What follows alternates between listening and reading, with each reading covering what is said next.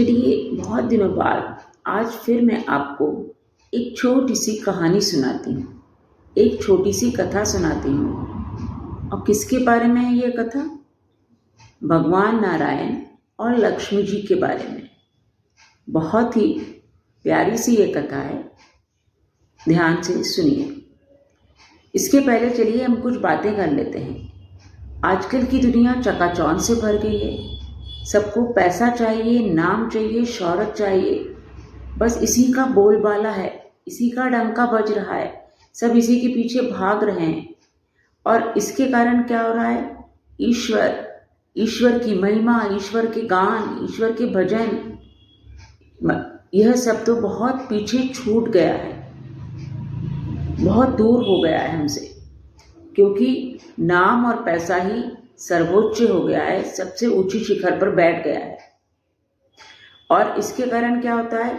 सद्गुणों का, ऑनेस्टी का, सत्य का, इनका स्थान हमारे घर में छोटा सा हो गया है, कम हो गया है, और पैसा ज्यादा हो गया है। और इस सद्गुणों के स्थान जो हमारे घर में होता है, सदाचार का स्थान जो हमारे घर में होता है, इस लक्ष्मी के कारण, लक्ष्मी के बहुत ज़्यादा अहमियत देने के कारण हमारे घर में प्राय सद्गुण तो जैसे समाप्त ही हो गए हैं। और फ्रेंड्स, यह एक बहुत ही विचारणीय प्रश्न है। क्या प्रश्न है? कि क्या हमें शांति, सुख, खुशी, सब कुछ क्या हमें हासिल हो जाता है इस लक्ष्मी के आने से, पैसे के आने से? Are we achieving all these things? Peace, happiness, satisfaction, क्या सब मिल रहा है हमें? शायद इसका उत्तर मैं यह दूंगी, नहीं। अगर मिलता भी है आपको पैसे से ये सुख, तो वो क्षणिक होता है, दीर्घकालीन नहीं होता है, लंबे समय के लिए नहीं होता है। मगर फिर भी कर क्या रहे हैं हम लोग? हम भाग फिर भी लक्ष्मी के पीछे ही रहे हैं, पैसे के पीछे ही भाग रहे हैं। हम जानते हैं कि ये क्षणिक है, मगर भागना हमें पैसे के पीछे है। पैसा बहुत जरूरी भी होता है, मगर सदाचार और सद्गुण उससे ज़्यादा जरूरी होते हैं। मगर चलिए, आज मैं एक छोटी सी कहानी ही शुरू करती हूँ, ध्यान से सुनिए। सो फ्रेंड्स, कहानी कुछ इस प्रकार की है कि एक बार भगवान नारायण और लक्ष्मी जी में विवाद छिड़ गया। क्या विवाद छिड़ गया? कि भाई किसके भक्त ज्यादा हैं।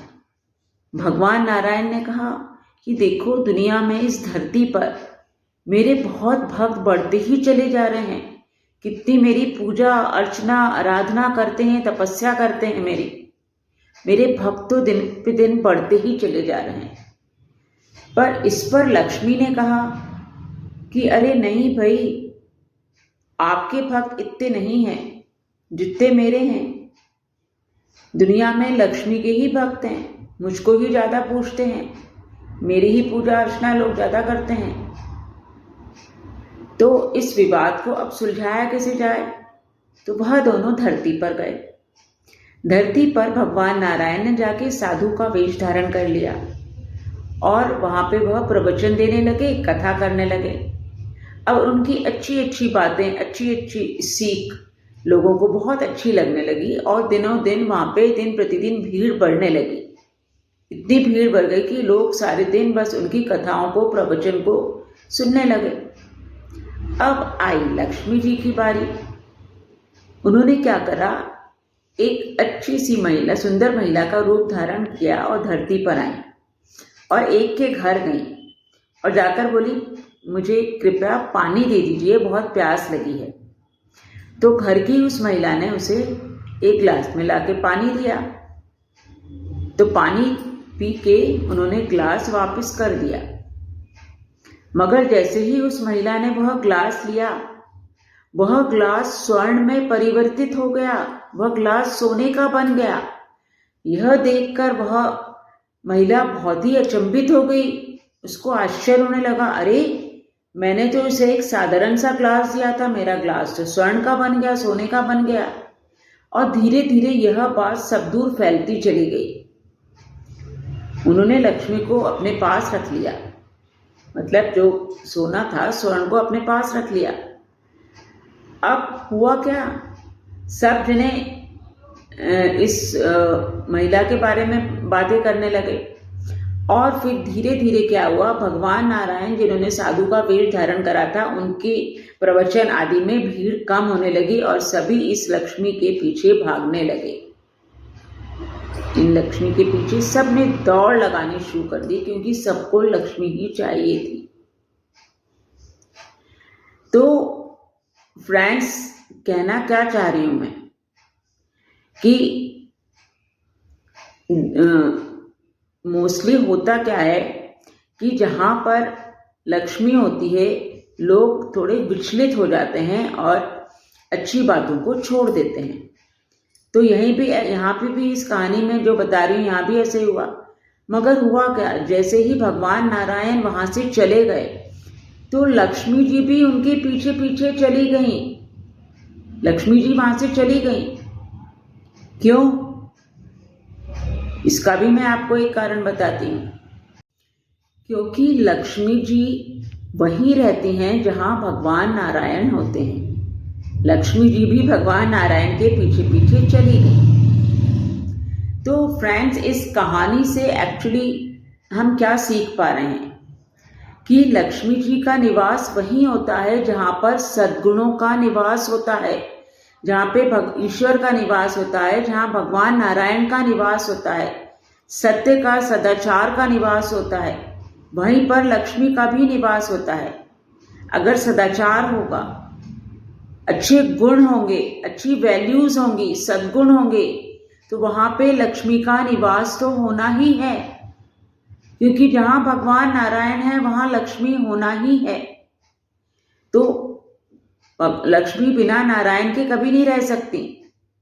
तो अपने अंदर भी आपको सद्गुणों का विकास करना है। लक्ष्मी आपके पास अपने आप ही आ जाएगी, स्वतः ही आ जाएगी। आप सद्गुणों का विकास करके तो देखिए, एक सदाचारी, अच्छे भले नेक मनुष्य बन के तो देखिए, लक्ष्मी आपके पास आएगी। ऐसे ही लक्ष्मी के पीछे दौड़ मत लगाइए।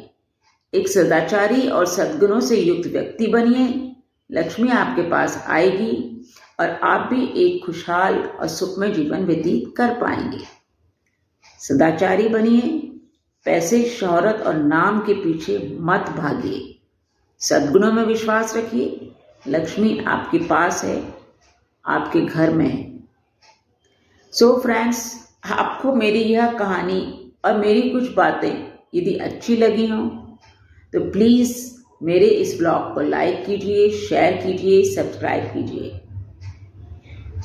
और कमेंट भी ज़रूर कीजिए। तो मिलते हैं फिर अगले ब्लॉग में इसी तरह कुछ और अच्छी प्रेरणादायक बातों के साथ। और आशा करती हूँ आप मेरे इस ब्लॉग को सुनना पसंद ज़रूर करेंगे और ऐसी ही कहानियाँ और ऐसी ही कथाएँ मैं आगे भी आपको सुनाऊंगी।